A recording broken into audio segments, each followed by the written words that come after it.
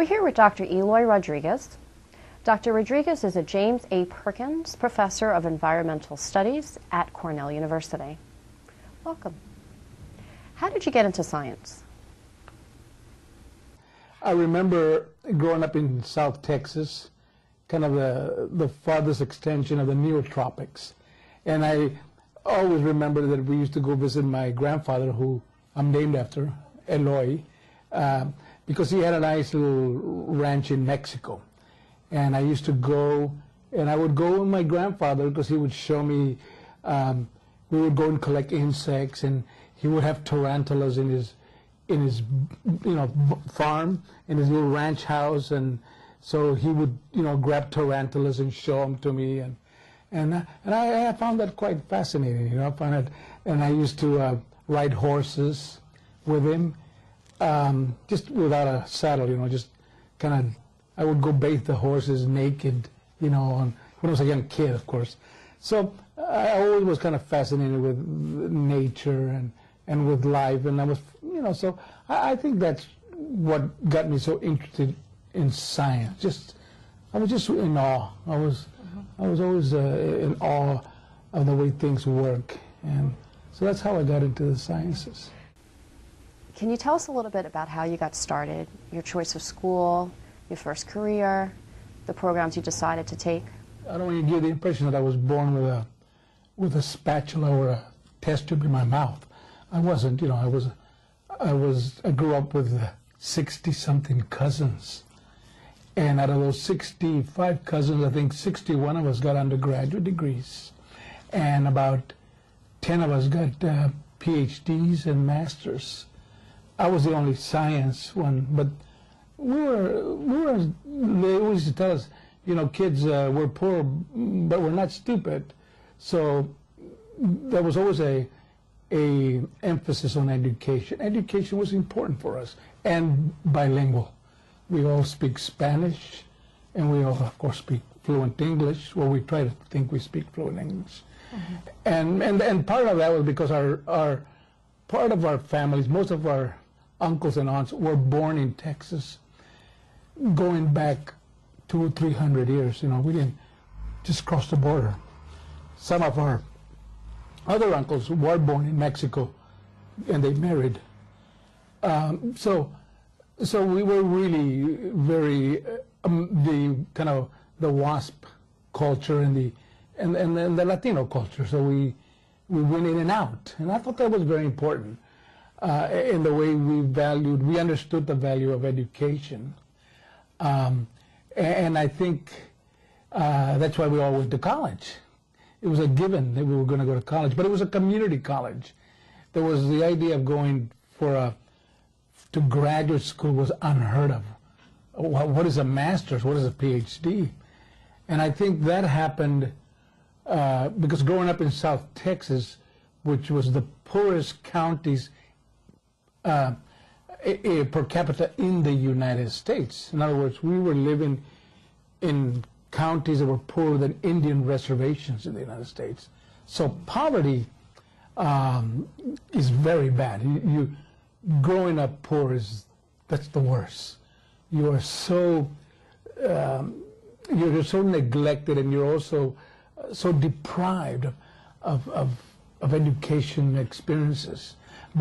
But fortunate, our parents kind of understood, at least generally the women understood the value of education. So I think that's what led to going into undergraduate degrees. And we were pretty smart kids. I mean, say what they say, we were not dumb kids. We were smart kids, We were, we learned how to think, and we learned about logic, and we were generally all pretty good in math. There was nothing unique about us. I mean, in other words, we weren't born with bigger heads or more brain tissue. We were just we were well disciplined, and we grew up in families not religious, but where there was a focus on honesty, fairness, respect, passion, those love, and those kinds of things are important in how you develop as an individual and how you then strive to be the best at what you do. And I think that was very strong in us. Because remember, among my cousins, some of them, we grew up in South Texas, and we did not have a clue of what was an Ivy League institution. I mean, and that's incredible, because here I am teaching at an Ivy League institution. I'm a professor at an Ivy League institution. And growing up in a part of the world where it was unheard of that you would even go there for college. So I have cousins that got their PhDs at Harvard, at Yale, University of Texas, and et cetera. So I'm just trying to tell you that there were a lot of things that were influencing us as how we wanted to go on in our education. And we knew the value of education. We understood that was the only way out. I mean, what were you going to do, fix cars? I'm sorry. As a matter of fact, when I finished high school, I remember my counselor said to me, Miss McCarthy, I'll never forget her, may she rest in peace. She told me, she says, you know, I think what you should do, you should go to vocational school. And I went, vocational school? She says, yes, you should be like a car mechanic. Car mechanic. I said, I hate cars. I mean, I don't even want to take an oil can. I don't want to get my hands dirty. And that's what she thought I should do. And then I realized, wow, she's got me all wrong. She's got me all stereotyped. She's got me all pegged. So wrong. Who would you credit as being the most influential in your life? Certainly it was the family. I was very fortunate to have what I thought were incredibly intelligent uncles and aunts. You know, I thought they were so smart. You know, considering that they did not get college educations, most of them I think got to about the highest grade was about the 8th grade. But again, that didn't mean that they weren't thinkers. You know, and sure they were kind of rural people, but they were smart people. They were intelligent people, and I think I was always so fascinated the way they solved problems. You know, whether it was a problem of I remember they were once making a hole to get water, a water well, and the drill broke down at the bottom, and how they all got together, the uncles, and how they figured out how to go down there and take that. I thought that was fascinating. It was, in other words, there wasn't a book, chapter 42, to how to take out a broken drill. They figured it out.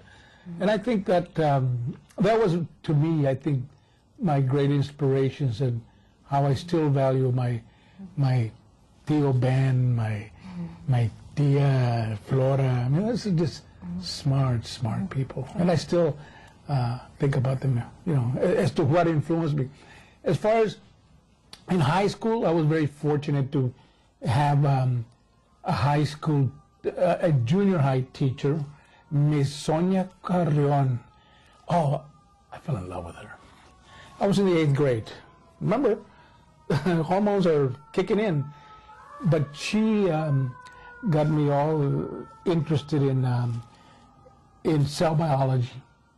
And then I went to high school and I met Mr. Fernandez, my chemistry teacher, who got me all fascinated about chemistry. Later on, I became very fascinated with chemistry and biology for my research and etc. But the point that I'm trying to make here is that teachers do have a very strong influence. And I was very fortunate that I had Latino and a Latina. Wow, because I really think that they made the difference. I think they were. I think they were so important. As a matter of fact, in the 1st grade, I still remember my 1st grade teacher. Her name was, there were 2 of them, Miss Vela, who spoke to me only in Spanish, and Miss Rodriguez, who spoke to me only in English. So, hey, 1st grade, I had English and Spanish to begin with. So, all I'm saying is those are the little things that shape you. And if you're a smart kid, which I think many kids are very smart, they'll catch on to it. They'll understand it. It doesn't have to be explained to them. They understand that there are smart people in this world, and smart people influence you, and they get you to think. Yeah. So, what impact do you see yourself making in the future? I'm a research scientist, and I love to do research on natural drugs that I discover from plants and from marine organisms. And what I do is I try to develop ways that they can be used against cancer cells. I'm very interested in the control of breast cancer and pancreatic cancer. Those are major problems. And I'm also, and I try to bring together chemistry, biology, but also social issues. I mean, I don't just think hard science. I bring in the social sciences. I bring in neurobiology, but also behavior. How all of that is involved in not only disease, in the cause of disease, but how do you control it, or how do you deal with it with natural drugs? And I try to do that with young people. I try to get them to understand that to be a good scientist or to be a good lawyer is you have to develop critical thinking skills. And the way you do that is by constantly reading books, not just about science, read novels, read and always ask the questions, It's about, the question is far more important sometimes than the answer. So I think my multidisciplinary approach, coupled with my love of the social sciences, my love of psychobiology, neurobiology, and my love of medicine makes it quite interesting. And especially as it deals with humans, but I also have, because of this kind of multidisciplinary approach, I've developed new fields. I developed the field of zoopharmacognosy, animals that medicate themselves. Now that's quite interesting. I went to Africa and studying with an anthropologist from Harvard. Together we developed the field and showed that chimps, when they get sick, take plants, and then we discovered that their chemistry, but it's more than just chemistry, it's also the behavior and how do these animals translate that information. It brings you into another area of animal consciousness. It opens up new ways of thinking in science. So it's not about, sometimes they think scientists are like technicians, Oh, well, what do you do? Well, I cured cancer. Oh, yes, what do you do? Well, I take drugs and I test them against cancer cells and I hope to develop them as a drug for pharmaceutical companies. Well, I don't necessarily do that. I want to understand, how did natural medicines come to be? That's an evolutionary question. Wow. You think medicines have been around for hundreds of millions of years? Yes. And they were there primarily so that organisms could defend each other. And then we came out, and then we started to use them to kill those organisms in our body, bacteria. So that's how a natural medicine works, because it evolved to deal with microorganisms that make you sick. So it's quite fascinating when you start to think about it. It gives it a different perspective of how you think as a scientist, I think that, and that's what I try to do with students. I try to get them excited and passionate of why do you do science. In science, sure, you have to memorize, you have to learn certain techniques, but if you want to be a good scientist, you better have some logic, you better have some reasoning, you got to have some experience in reading and learning about disease and understand why understanding evolutionary theory is very relevant, especially if you're going to be a biologist, So that's what I love to do with students, I like to get them excited, and I engage a lot of students in my research, undergraduates, and especially minority students. I'm open to all students, but especially minority students, and especially women, because women right now seem to be far more engaged than males, especially minority males. And it's very disturbing to me. Not that we're seeing all those women, which is fantastic. The sadness is the males. What's going on? What are they doing? Are they going into the business world? What are they doing that they're no longer engaged in biology? Sure, some of them go into engineering, but engineering in many ways is like a business school in many ways. I'm not against, of course, going into business or whatever, but I'm sometimes very upset when I see that that's all they talk about. They talk about, I want to go into, I talk to high school kids, and what do they tell me? I want to work for the FBI. I want to work with the CIA. I want to work for security. And I'm going like, what? What is this about?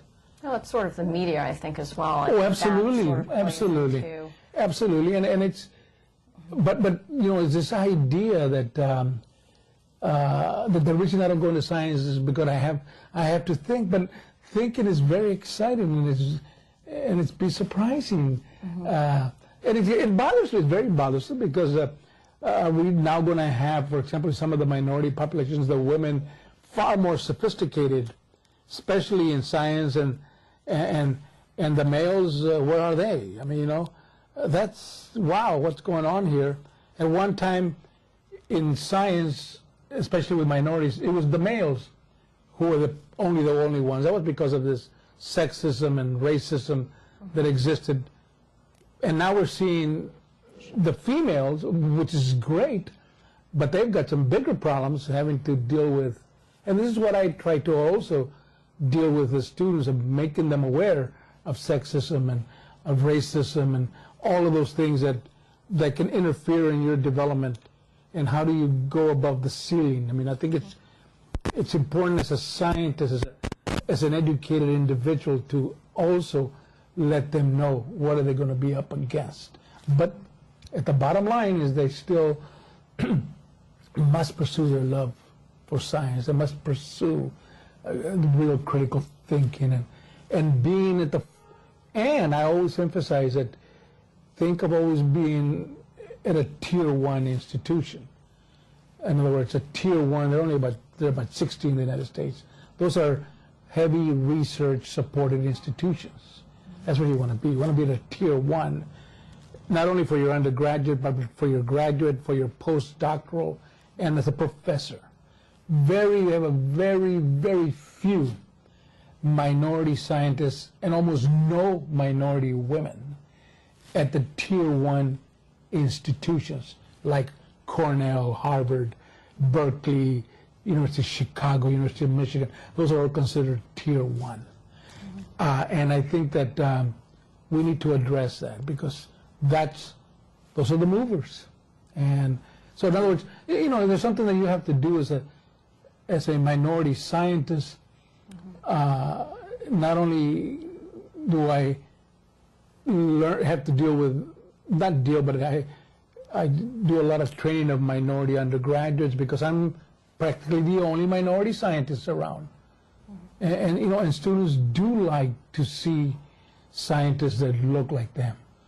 They like to see scientists that can relate to their family, their way of thinking, their education, and somebody that can support them, writing letters and giving them direction and being very transparent, very honest, very upfront about what does it take for you to succeed, because they want to succeed.